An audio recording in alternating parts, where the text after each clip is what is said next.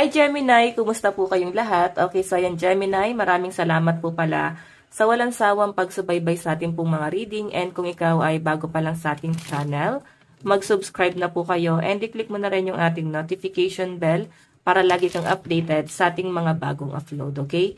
So ayan Gemini, ang reading pala natin is Gabay Kapalaran sa iyo ngayong December 2024. Okay. Gemini, Sun, Moon, Rising, and Venus sign. Okay. Gemini, Sun, Moon, Rising, and Venus sign. Gabay Kapalaran po ngayong December 2024. Oops. Okay. Ang daming lumabas na card. Hindi natin guys yung kukunin. Oh, Gemini, loss. Ano ba? Nawalan ba kayo ng pet? Namatay yung pet nyo, or kailangan mo mag-detach sa isang bagay or tao, or pwedeng pet na mahalaga sa inyo.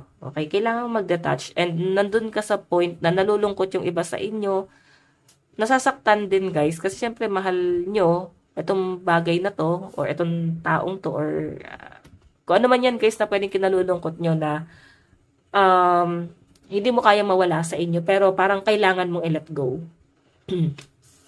Wala kang choice, parang ganun yung, ganun yung nasasagap ko, guys. Wala kang choice eh. Kailangan mo i-let go yan. Parang ganyan. Okay, and sobra kang nasasaktan dito. Yung mga nag-overthink na Gemini, meron tayong merit making. Okay, may nakikita rin ako dito, guys. Parang hindi mo rin gusto yung mga nakikita or nararanasan mo. Hindi mo gusto yung mga nakikita mo sa paligid mo. Nandun sa point na natitrigger din yung iba sa inyo. And parang pressure na rin. Okay? Kasi parang hindi mo na tinitignan yung personal mong problema eh. Pwedeng mas na-attach ka sa problema ng ibang tao or ibang bagay, no? Parang yun ang nasasagap ko sa inyo. Okay? Parang nahihirapan kayo dyan. So, yung iba sa inyo guys, pwedeng namatayan kayo ng pet. Ayan. Or baka may nagkakasakit. So, sinasabi rito guys, ito kasi merit making na to. Parang, siguro samahan natin guys ng dasal. I-release na natin kay universe, lahat ng doubt natin. Then, si universe na ang bahala kung ano yung nararapat. Okay? Ganun talaga ang buhay. Pero hindi naman, porque sinabi kong ganyan is baka mawala na talaga sa inyo. Dalawa lang yan guys, pwede mawala sa inyo or hindi, okay? Pero kung ano guys yung makakabuti para sa lahat, parang yun yung gagawin ni universe. Kung ano yung mas makakabuti, okay? Tingnan pa natin.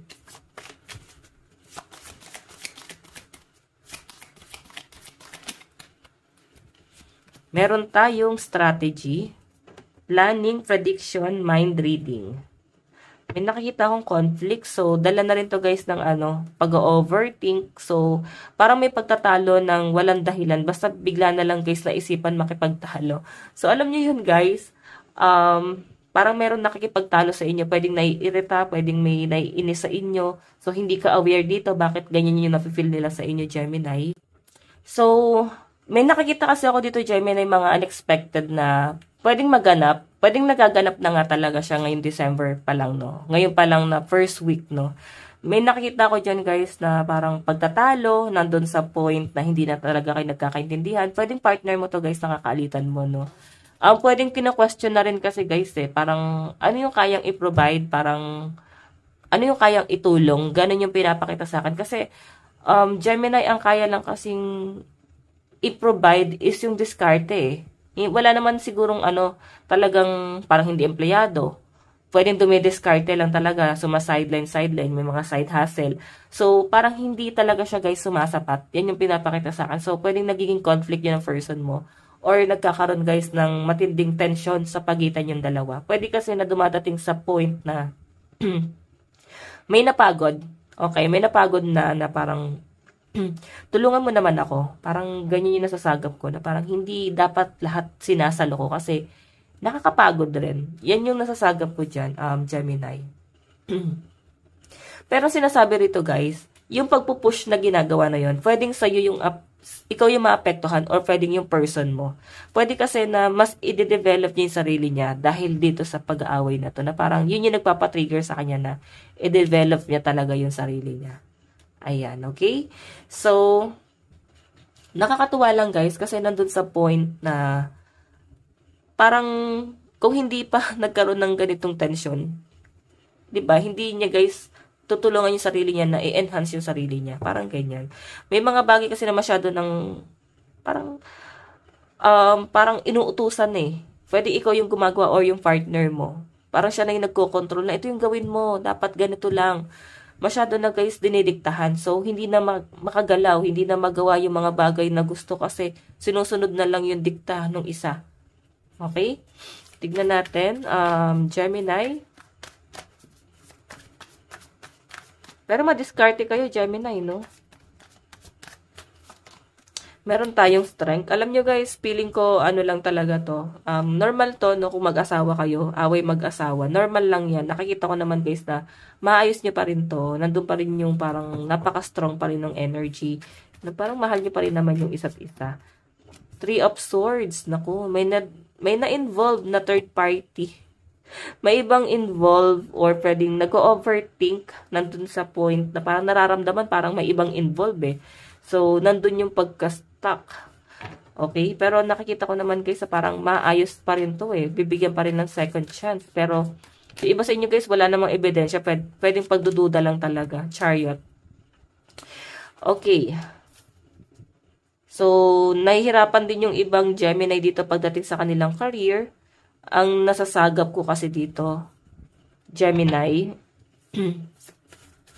pwedeng may betrayal pagdating sa career, pwedeng masyado kayong dinadown, pwedeng may mga pasikat, masyadong kayo guys, parang sinasapawan na. So, though hindi naman kayo guys talaga nakikipagkumpetensya, pero ramdam nyo na sinasapawan talaga kayo. Ayan o. Yung dating na ikaw yung nasa spotlight, nawawala ka dun sa spotlight, Gemini. Okay? Tingnan natin guys, love advice. Love advice ni Gemini. Meron po tayong romantic feelings. Alam nyo guys, feeling ko, dala lang din to ng sobrang pagmamahal nyo sa isa't isa. Okay? I think hindi nyo pa talaga totally kilala yung isa't isa or baka may mga nabago kasi na personality na parang yun yung kailangan guys kontrolin or alamin or kilalanin mo doon sa partner mo or ganun din yung partner mo. Okay? Meron tayo engagement. Ayan, may mga nagpaplano magpakasal. I think next year, no? Deception. Talagang may deception. Nahihirapan yung iba sa inyo mag-decide. Or pwedeng nangyari na guys sa past. And ang nakikita ko dyan, nabigyan ng second chance. Yun nga lang yung isa, hindi mawala sa isip niya, no? Na may ginawang kasalanan kasi. So, ang hirap i-release kahit na tinanggap ulit. Okay? Totoonan lang guys, no? Ang laki ng trust issue pagka talaga nagkaroon ng third party. Pagdududahan na yung partner. Okay. Advice, meron tayong Gates of Triumph, success expand in your life. Diba? Magkakaroon guys ng expansion. Ibig sabihin kung bakit ka china-challenge ngayon dito sa trabaho mo kasi magkakaroon ng malaking pagbabago. So, mas mag-expand ka pa. Meron kang ibang i-fuffer. So, distant thunder. So, nilalayo ka lang din talaga ni universe sa gulo. Pwedeng doon sa company kasi na yan guys. Sobrang gulo na. And dito sa pwedeng nilalayo ka na ni universe kasi dito mas payapa kayo, no? Clear air. Nandito ka sa lugar na mas mas payapa, mas may peace of mind ka. So, wag mo nang tignan to. Doon magulo na sila, guys. Okay, at least ikaw nakaalis ka na doon. Hindi ka na madadamay pa. Okay, Gemini, ito lang po ang inyong reading. Maraming salamat po. Bye-bye.